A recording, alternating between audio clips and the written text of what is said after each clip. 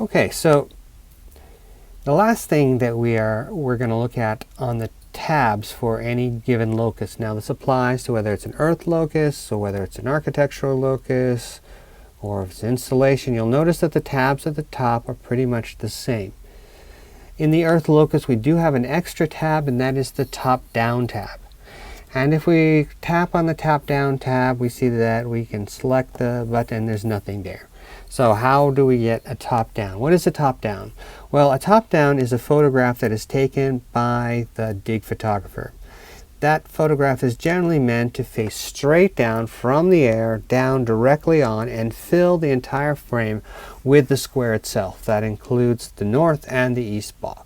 If we press the new button, we can come over here, we can select, and here is what we have for our top photos. Notice we have our first one here, which shows us the rubble. But now I want to add a new top-down photo. I'm going to click on the new top-down photo. I'm going to hit the update button there. I'm going to put in a date for that photo. That's today's date. Insert the current date. Tap outside the box. And it's going to ask me, okay, what do you want to do with this? There we go. And there I have added a photograph. This is our top-down photograph that was added into it. And every time you do that, please add a description. In this case, we might say day 3 or day 4 or some other information that is important to remember for the top-down. And I'm just say this is day 4 or something like this, and then I'm going to hit the update button in order to update the photograph. And I can continue to add. Here's another one. I'm going to add another one. I'm going to put in, and let's see, because we're going to do this.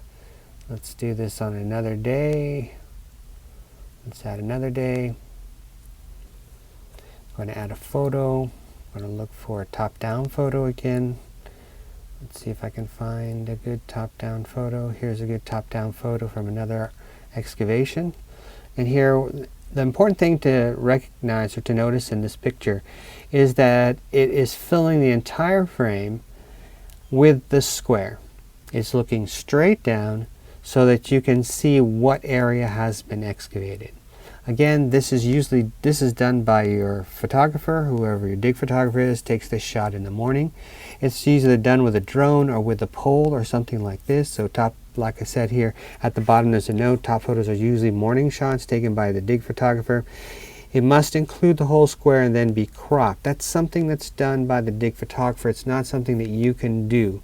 No matter how tall you might be, or if you're sitting on somebody's shoulders, you're never going to get your iPad squared over the top. You'd have to be too high. Now it is possible if you have a pole, you could attach your iPad to the pole and shoot the picture. But it is better to get a good clear shot with a good camera. And generally your project will probably have somebody who's signed to do that. Then it is your responsibility to go and find that person and get this picture so that you can include this in your records. And we go back simply by selecting our last page and going back to our top-down photos and we can select the button in order to see the pictures.